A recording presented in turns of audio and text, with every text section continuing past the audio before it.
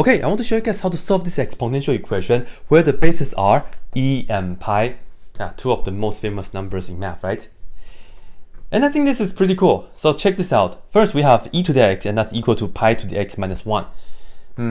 Maybe you want to simplify this a little bit, but this time, let's just go ahead and take the natural log on both sides.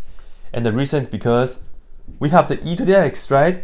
So when we do this and that cancel out right away, and we just get x by itself, and that's equal to ln of pi to the x minus 1.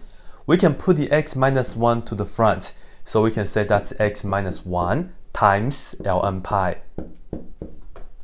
And now we can just finish this.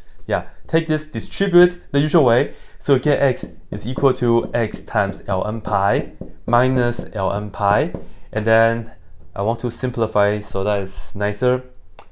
I want to move this to the other side, so we get positive ln pi, and that's equal to, I will move the x to here, and we'll factor that out, so we will get, this is ln pi, and then minus the 1, and then both of them have the x, like this. Finally, I'll just divide the ln pi minus 1 on both sides, so x equals ln pi over ln pi and then minus 1. And of course, right here, the pi is the only thing inside of the ln. And if you want to make it clear, you can put parentheses, but I think this is pretty clear and this is pretty good.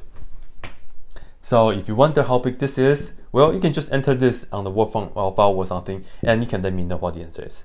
But that's it.